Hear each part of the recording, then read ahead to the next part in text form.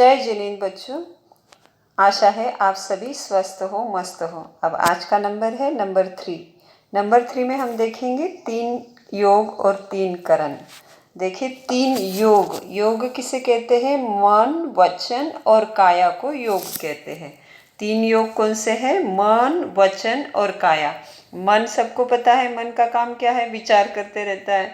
वचन का काम क्या है? मतलब जो बोलता है, वचन। और काया मतलब ये बॉडी से जो हम कार्य करते हैं। अब देखिए, मन से जब हम शुभ विचार करते हैं तो पुण्य बनता है, बुरे विचार करते हैं तो पाप बनता है। तो ध्यान रखना चाहिए, मन से भी कुछ बुरा नहीं सोचना चाहिए। वैसे ही वचन का है और काया का भी है। तो मन, वचन, काया से अच्छा करेंगे, शुभ करेंगे तो पुण्य बंधेगा, और बुरा करेंगे तो पाप बंधेगा। और इससे परे जब हम मन, वचन, काया के परे जाएंगे, मतलब मन, वचन, काया का तीनों का मौन हो जाना है ध्यान। और इसमें होती है कर्मों की निर्जरा, उत्कृष्ट कर्मों की निर्जरा होती है। कोई भी कर्म नहीं बनता है। मन, वचन, काया का मौन हो जाना ही क्या है? ध्यान है, मेडिटेशन है। अब देखेंगे 3 करण, है ना। जब हम पाप का त्याग करते हैं तो 3 करण से करते हैं। तो 3 करण क्या है? करूँ नहीं, करना नहीं, करवाना भी नहीं, और करने वाले का साथ भी नहीं देना। जब पाप की क्रिया स्वयं नहीं करना, दूसरों से, मतलब कभी कभी हमने किया कि मैंने मारा नहीं, ले तू मार ले, तो दूसरे से करवा लिया, उसे कहते हैं करवाना। और कोई पाप कर रहा है उसे साथ देना, मतलब चलो अच्छा, करवाया भी नहीं पर उसने कर लिया तो चलो अच्छा हुआ, तूने अच्छा मारा उसको, तो इसे कहते हैं साथ देना। तो पाप करने वाले का साथ देने से भी हमारे क्या बनते हैं? पाप बनते हैं। तो पाप क्या है? नहीं करना, ना ही दूसरों से करवाना, ना ही उसका साथ देना, ना ही अनुमोदन करना। ये है 3 करण और 3 योग। अब इसी के साथ हम एक 3 वाली स्टोरी सुनते हैं। अब स्टोरी ऐसी है, 3 फ्रेंड्स की स्टोरी है, 3 शिष्यों की स्टोरी है। देखिए, अब आप तो क्या है, जब पढ़ाई के लिए कहाँ पर जाते थे? स्कूलों में जाते थे। अब तो स्कूल में जाने का भी अवसर नहीं है आपको, तो घर बैठे ही ऑनलाइन पढ़ाई चल रही है ना। पर पुराने ज़माने में इतने मज़े से बच्चे कहाँ पर जाते थे?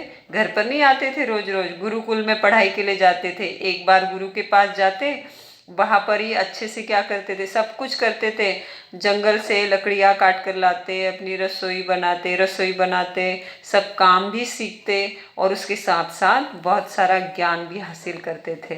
तो ऐसी शिक्षा पहले ज़माने में चलती थी। फिर गुरु परीक्षा भी लेते थे। हमारी ऐसी झूठी मूठी परीक्षाएं नहीं होती थी जैसे अब ऑनलाइन में आप कैसी परीक्षाएं दे रहे हो, आपको पता है। तो वहाँ पर परीक्षा कैसी होती थी? तो एक गुरु ने उन तीनों शिष्यों की, उनकी शिक्षा पूरी हो गई, अब उन्हें घर पे भेजना, तीनों तैयार हो गए। तो गुरु ने कैसी शिक्षा ली, मतलब परीक्षा ली, देखो उनकी। गुरु ने क्या किया? उनके शिष्यों को जाने के रास्ते में कुछ कांटे बिखेर दिए। क्या किया? कुछ कांटे डालकर रख दिए। अब तीनों मित्र घर जाने के लिए निकले, अपना अपना सामान लेके। अब इतने सारे कांटे देखे तो पहले मित्र ने क्या किया? बहुत लंबी छलांग लगाई। क्या? उन कांटों के ऊपर से बहुत लंबी जंप, लॉन्ग जंप लेते हैं ना, लंबी जंप लगाई और निकल गया। अब तो घर जाना, निकलने लग गया। अब दूसरा फ्रेंड जो था, दूसरा शिष्य था, उसने क्या किया? वो तो रुक गया और उसने सोचा अब इतनी लंबी छलांग तो मुझे भरना नहीं आएगा, अब तो मुझे पीछे जाना पड़ेगा, फिर देखेंगे क्या करना है। ऐसा करके दूसरा मित्र रिटर्न हो गया। और तीसरा जो था, उसने क्या किया? अपना सारा सामान एक साइड में रखा और उन कांटों को उठाने लगा। रास्ते में कांटे पड़े हैं तो सारे कांटों को चुनने लगा और बाजू में करने लगा। अब आचार्य ने इन तीनों को देखा। देखिए आचार्य ने क्या किया। अब आचार्य ने कहा, ये जो तीसरा शिष्य था उसे कहा कि तुम्हारी शिक्षा पूरी हो गई। क्या कहा? तुम्हारी शिक्षा पूरी हो गई, आप घर जाओ। पर जो पहले 2 थे ना, जो छलांग लगा कर गया और जो पीछे मुड़ गया, दोनों को भी कहा अब तक आपकी शिक्षा पूरी हुई नहीं, आपको और भी गुरुकुल में क्या करना पड़ेगा? रुकना पड़ेगा। ऐसी थी परीक्षा। तो क्या? क्योंकि उन्होंने कहा कि आपकी शिक्षा अभी पूरी नहीं हुई। क्यों नहीं हुई? क्योंकि शिक्षा का उद्देश्य है, शिक्षा वही है जिसे पाकर मनुष्य अपने और दूसरे के मार्ग की बाधाओं को दूर कर सके। शिक्षा वही है, सिर्फ स्वयं का देखे वो भी शिक्षा नहीं है। सिर्फ वो जो क्या करे, जो अपने और दूसरों के मार्ग की बाधा दूर कर सके, ऐसी शिक्षा जो हमारे जीवन में काम में आ सके, वही हमारी सच्ची शिक्षा है। तो यही है शिक्षा का उद्देश्य। क्या है शिक्षा का उद्देश्य? जिसे पाकर मनुष्य अपने और दूसरे के मार्ग की बाधाओं को दूर कर सके। तो ऐसी शिक्षा को हमें भी प्राप्त करना है। तो पहला सवाल है आपके लिए, 3 योग कौन से है? सेकंड क्वेश्चन, मन वचन काया तीनों का मौन हो जाना क्या कहलाता है? थर्ड क्वेश्चन, पाप करने वाले का साथ देने से पाप लगता है या नहीं लगता? फोर्थ क्वेश्चन, आचार्य ने शिष्यों के मार्ग में कांटे क्यों बिखेरे? फिफ्थ क्वेश्चन, शिक्षा का उद्देश्य क्या है? और आपके लिए एक छोटी सी एक्टिविटी।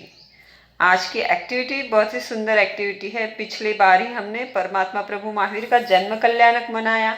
ऐसे ही जो भी तीर्थंकर परमात्मा होते हैं, वो उन्हें जब केवल ज्ञान होता है तो उनके समूह शरण की रचना होती है। आप सभी को पता है, समूह शरण में सभी देशना सुनने के लिए जाते हैं। अब यहाँ पर एक पिक्चर है, उसमें आपको एक्टिविटी दी गई, इसमें से आपको ढूंढ के निकालना है भगवान की देशना में हाजिर होते ऐसे 12 चित्र इसमें से है, उसे कलर करना है। आप क्या करो, जैसे कि फॉर एग्जांपल हाथी का रेड तो नहीं होता है, परंतु जैसा भी कलर आप व्हाट्सएप इमेजेस में कलर कर सकते हो, या तो फिर अगर कलर करना नहीं जमे तो फिर टिक मार्क कर देना ऐसे। तो ऐसे 12 चित्र इसमें से ढूंढ के निकालना कि जो परमात्मा के समूह शरण में जाके देशना सुन सकते हैं, परमात्मा के समूह शरण में हाजिर होते हैं। उन 12 चित्रों को टिक करके आपको भेजना है। जय जिनेन्द्र, जय महावीर, जय आनंद, जय शिव।